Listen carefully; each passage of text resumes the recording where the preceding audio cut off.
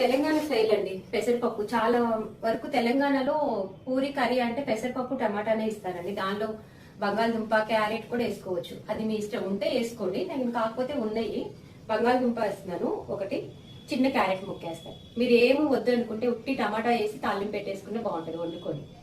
ఎక్కువ తెలంగాణ సైడ్ అంటే పెసరపప్పే ఇస్తారు పూరికి. మన ఆంధ్రాలో శనగపిండి కర్రీ అలా సార్. పూరి కర్రీలన్నీ 4-5 రకాలు చేసుకుంటామండి. నేను ఇప్పుడు ఒకటి చూపిస్తున్నాను, మళ్ళీ ఈసారి నాకు కుదిరినప్పుడు ఇంకో రకం చూపిస్తాను.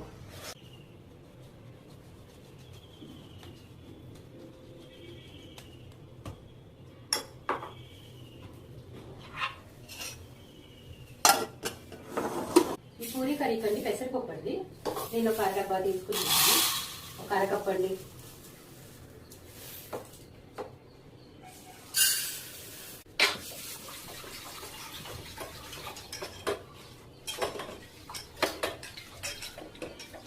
నేను పప్పు కడుక్కోవడం అయిపోయింది, స్టవ్ మీద పెట్టుకున్నాను, స్టవ్ వేయించుకున్నాను. నేను కొలతలు ఏం లేదండి, నేను సుమారుగా నాకు తెలుసు పోసుకున్నాను. చాలా మందికి తెలవని వాళ్ళు ఏంటంటే ఒక కప్పుకి కుక్కర్ని పెట్టండి, 3 కప్పులు వాటర్ పోసుకుంటే సరిపోతాయి.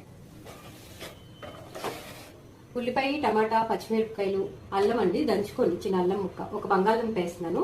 దీనికి ఇంకా కారం వేయనండి, పచ్చిమిరపకాయలే. నేను మొత్తం ఒక 5 పచ్చిమిరపకాయలు వేస్తున్నాను. తినేదాన్ని బట్టి వేసుకోండి, మీరు కారం తినేదాన్ని బట్టి.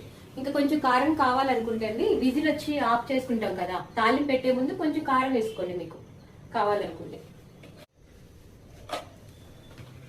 టమాటాలు అండి నేను కట్ చేసుకున్నాను, 2 టమాటాలు.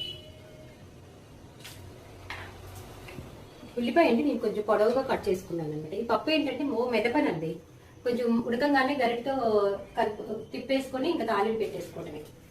పూరి కర్రీ కదండి, కొంచెం అక్కడక్కడ ఎన్ని తగులుతూ ఉంటే చాలా బాగుంటుంది. పచ్చిమిరపకాయలు, ఒక్క బంగాళదుంప వేస్తున్నానండి. ఇది తెలంగాణలో ఎక్కువ ఇలాగే చేస్తారండి, మాది తెలంగాణ, మా అమ్మగారు వాళ్ళరు మిర్యాలగూడెం. చిన్న అల్లం ముక్కండి, మీరు దంచుకోండి, అప్పటికప్పుడు వేసుకోండి దంచి. 2 రెబ్బలు కరివేపాకు, ఉప్పు అండి. ఉప్పు కారాలు మీరు తినేదాన్ని బట్టి వేసుకోండి. నేను అరకప్పు పెసరపప్పుకి 5 పచ్చిమిరపకాయలు వేసుకున్నానండి, మీరు ఇంకా కావాలనుకుంటే ఇంకొంచెం వేసుకోండి.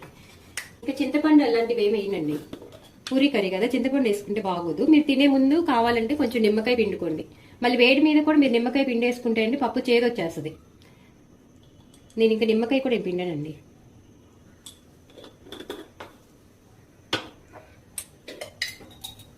కొంచెం ధనియాల పౌడర్ అండి. ఇవన్నీ ఒకసారి కలిపి తిప్పుకోనండి, ఇంకా విజిల్ పెట్టేసుకుంటానండి.